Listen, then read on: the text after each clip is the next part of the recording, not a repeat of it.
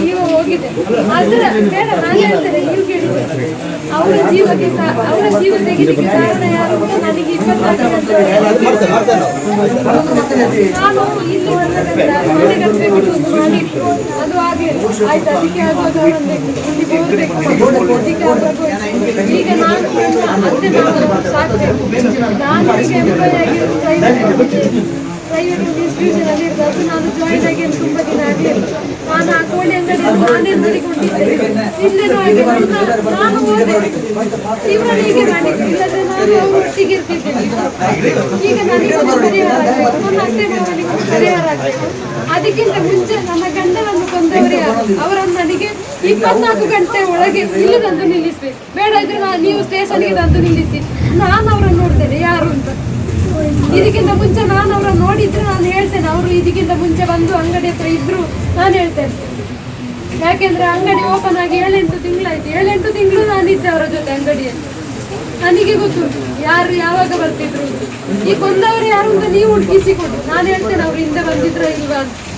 ನನಗೆ ಅಂತೂ 24 ಗಂಟೆ ಒಳಗೆ ನಾನು 26ನೇ ತಾರೀಕಿಗೆ ನನ್ನ ಇಲಾಖೆಗೆ ಸಂಬಂಧಪಟ್ಟಂಥ ಮೀನುಗಾರಿಕೆ ಮತ್ತು ಬಂದರು ಇಲಾಖೆಗೆ ಸಂಬಂಧಪಟ್ಟಂಥ ಕೆಲವು ಯೋಜನೆಗಳ ಬಗ್ಗೆ ನಾನು 26ನೇ ತಾರೀಕಿಗೆ ಡೆಲ್ಲಿಗೆ ಹೋಗಿದ್ದೆ.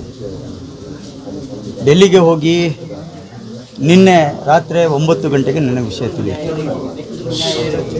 ವಿಷಯ ತಿಳಿದ ತಕ್ಷಣ ನಾನು ಸಂಬಂಧಪಟ್ಟಂಥ ಮುಖ್ಯಮಂತ್ರಿಯವರ ಗಮನಕ್ಕೆ ತಂದೇನೆ, ಸಂಬಂಧಪಟ್ಟಂಥ ನಮ್ಮ ಗೃಹ ಸಚಿವರ ಗಮನಕ್ಕೆ ತಂದೇನೆ, ಮತ್ತು ಸಂಬಂಧಪಟ್ಟಂಥ ಜಿಲ್ಲಾ ಇಲಾಖೆಯ ಅಧಿಕಾರಿಗಳಿರ್ತಾರೆ ಅವರ ಎಲ್ಲ ಗಮನಕ್ಕೆ ತರುವಂಥ ಕೆಲಸವನ್ನು ಕೂಡ ಮಾಡಿದ್ದೇವೆ.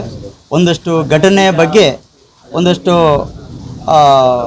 ಪತ್ತೆ ಹಚ್ಚುವಂಥ ಕೆಲಸಗಳು ನಡೀತಾ ಇದೆ. ನನಗಂತೂ ವಿಶ್ವಾಸ ಇದೆ,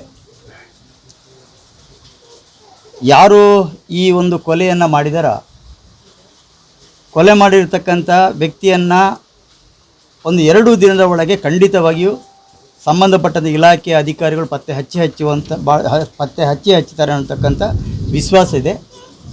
ಅದಕ್ಕೆ ಬೇಕಾಗಿ ಈಗ ಮತ್ತೆ 2.5 ಗಂಟೆಗೆ ಮಾನ್ಯ ಮುಖ್ಯಮಂತ್ರಿಗಳಲ್ಲಿ ಒಟ್ಟು ಇಲ್ಲಿಯ ಎಲ್ಲ ವಿಷಯವನ್ನು ಕೂಡ ತಿಳಿಸಿದ್ದೇನೆ. ಮತ್ತು ಎರಡನೇದಾಗಿ ಇನ್ನು ಮುಂದೆ ನಾವು ಇಡೀ ನಮ್ಮ ದಕ್ಷಿಣ ಕನ್ನಡ ಜಿಲ್ಲೆಯ ನಮ್ಮ ಈ ಒಂದು ಕೇರಳದ ಗಡಿ ಭಾಗದಲ್ಲಿ ಏನೇನು ಎಚ್ಚರಿಕೆಯನ್ನು ವಹಿಸಿಕೊಳ್ಬೇಕು ಅದನ್ನು ಕೂಡ ಮಾನ್ಯ ಮುಖ್ಯಮಂತ್ರಿಯವರ ಗಮನ ತರುವಂಥ ಕೆಲಸವನ್ನು ಕೂಡ ಮಾಡಿದ್ದೇವೆ. ಈಗ ಅವರ ನೋವು ಅವರು ಮಾತ್ರ ನೋವಲ್ಲ, ಪ್ರವೀಣ್ ಅವರು ನನ್ನ ಜೊತೆ ತುಂಬ ಆತ್ಮೀಯತೆಯಿಂದಿರುವಂಥ ಒಬ್ಬ ಕಾರ್ಯಕರ್ತ. ನನ್ನಲ್ಲಿ ಕೂಡ ಅನೇಕ ಸಂದರ್ಭದಲ್ಲಿ ಮನೆಗೆ ಬಂದು ಅನೇಕ ರೀತಿಯ ಮಾಹಿತಿಯನ್ನು ಕೊಟ್ಟಿದ್ದಾರೆ. ಒಟ್ಟು ಘಟನೆಗಳು ನಮ್ಮ ಈ ಒಂದು ನಡೆದಿದೆ ಈ ಸಂದರ್ಭದಲ್ಲಿ, ಅದಕ್ಕೆ ನನಗೂ ಕೂಡ ತುಂಬ ನೋವಿದೆ. ಸರ್ಕಾರದ ಕಡೆಯಿಂದ ಏನು ಪರಿಹಾರವನ್ನು ಕೊಡಬೇಕಾ ಅದನ್ನು ಮ್ಯಾಕ್ಸಿಮಮ್ ತೆಗೆಸಿಕೊಡುವಂಥ ಕೆಲಸವನ್ನು ಕೂಡ ಮಾಡ್ತಾಯಿದೆ.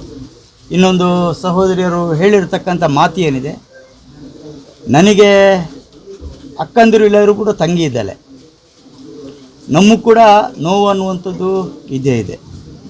ಈಗ ಸಾರ್ವಜನಿಕರ ಮತ್ತು ಅವರ ಸಂಬಂಧಿಕರ ನೋವಿನ ಬಗ್ಗೆ ನಾವು ಯಾವುದನ್ನು ಕೂಡ ಹೇಳಲಿಕ್ಕೆ ಹೋಗೋದಿಲ್ಲ. ಖಂಡಿತವಾಗಿಯೂ ನೋವಿದೆ, ಸಂಶಯನೂ ಇದೆ.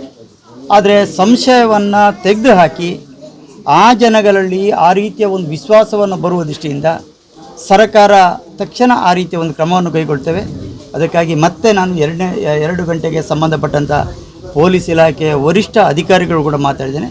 ಅದಕ್ಕಾಗಿ ಎಲ್ಲೆಲ್ಲಿ ಏನೇನು ಮಾಡಬೇಕೋ ಆ ರೀತಿಯ ಕೆಲಸವನ್ನು ಕೂಡ ಮಾಡ್ತಾರೆ. ಅದಕ್ಕಾಗಿ ಇಲ್ಲಿ ನಾನು ಅದನ್ನು ಯಾವುದನ್ನು ಹೇಳಲಿಕ್ಕೆ ಹೋಗೋದಿಲ್ಲ. ಸುದ್ದಿ ಚಾನಲ್, ಕ್ಷಣ ಕ್ಷಣದ ಸುದ್ದಿಗಾಗಿ.